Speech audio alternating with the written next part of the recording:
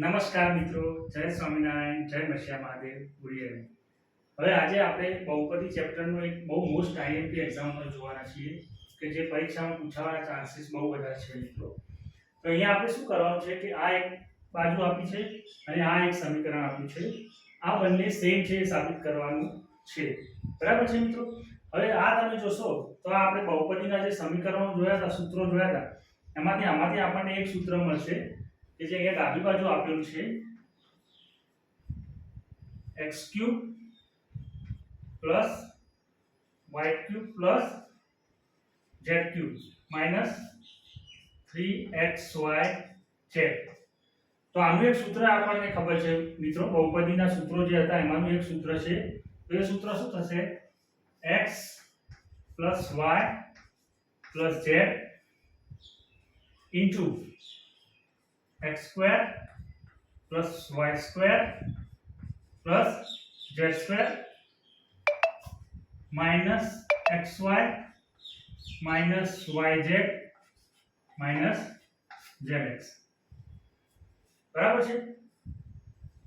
હવે આ સૂત્ર તો આપણને બહુપદીના જે સૂત્રો છે એમાંથી મળી ગયું. બરાબર છે.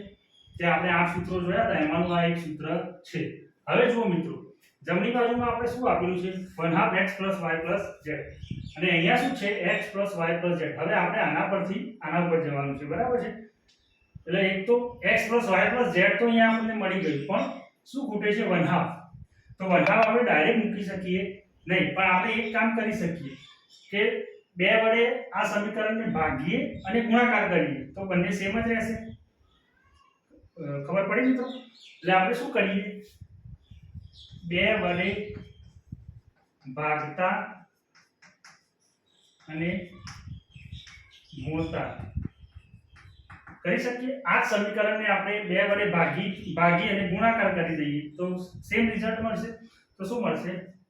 2/2 into x + y + z into x² + y² + z² minus xy minus yz minus zx. બરાબર છે. તો હવે આપણે શું કરીએ? સમીકરણને 2 વડે ગુણ્યા અને 2 વડે ભાગાકાર કરીએ તો સેમ થઈ ગયું. સો હવે આપણને આ તો સ્ટેપ મળી જશે કે 1/2. હવે આ જે 2 રહ્યા એને હું અહીંયા અંદર ગુણી શકું કૌંસમાં. બરાબર છે. કારણ કે આપણને આટલું તો અલ્ટિમેટ મળી ગયું. હવે આપણે શું જોઈએ છે? x - y² y - z² અને z - x². આની આપણે ચિંતા કરવાની છે. આ સમીકરણ આપણને જમણી બાજુ માટે મળી ગયું છે મિત્રો. તો આ બેને આપણે અંદર અહીંયા કૌંસમાં ગુણી શકીએ તો શું થશે? 1/2 આવી ગયું. બરાબર છે.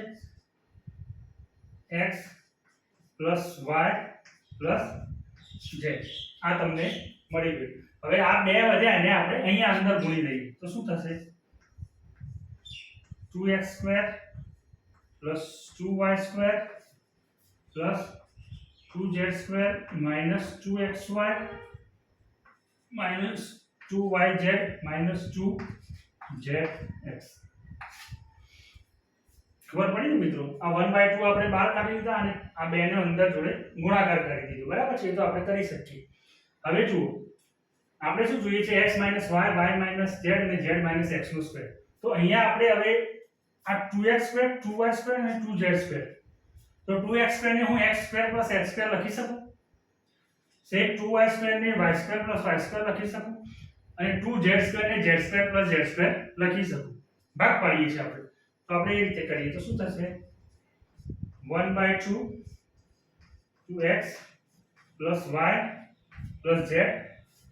હવે અહીંયા x² ની જગ્યાએ આપણે 2x² ની જગ્યાએ x² + x², 2y² ની જગ્યાએ y² + y² અને 2z² ની જગ્યાએ z² + z².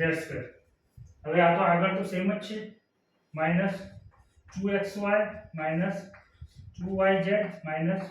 - 2zx. બરાબર મિત્રો? હવે જુઓ, હવે મજા આવશે. આપણે શું જોઈએ છે? x - y નો સ્ક્વેર. તો x - y નો સ્ક્વેર શું થાય? x² -2xy + y² બરાબર છે. શું થાય? x² minus 2xy plus y square, એક y સ્ક્વેર આપણે લઈ લઈએ તે રીતે લખી શકાય 1/2 2x plus y plus z. શું કર્યું તો જો આમ તો x square minus 2xy plus y square લઈ લીધું. હવે બીજું આપણે શું જોઈએ છે y માઇનસ z નો સ્ક્વેર, તો y square minus 2yz plus z square. તો આ ફરીથી એક y સ્ક્વેર અહીંથી લઈશું માઇનસ 2yz અહીંથી લઈશું અને એક z સ્ક્વેર લઈ શકાય. તો શું થશે y square minus 2yz plus z square. બરાબર. ત્રીજું શું જોઈએ છે z માઇનસ x નો સ્ક્વેર, તો શું થાય z square minus 2zx plus x square. તો એ આપણે અહીંથી લઈ શકાય z square minus 2zx plus x square. તો સેમ આપણે એ પણ અહીંયાથી લઈ શકીશું. તો શું થશે z square minus 2zx plus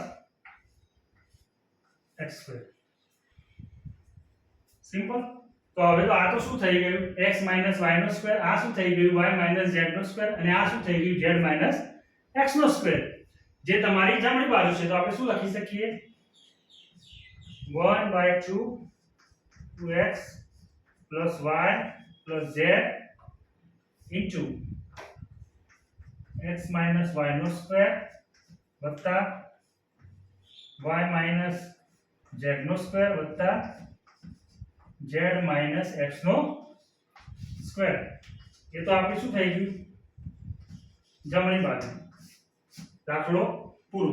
પણ તમને સૂત્રો મિત્રો આવડતા હોવા જોઈએ.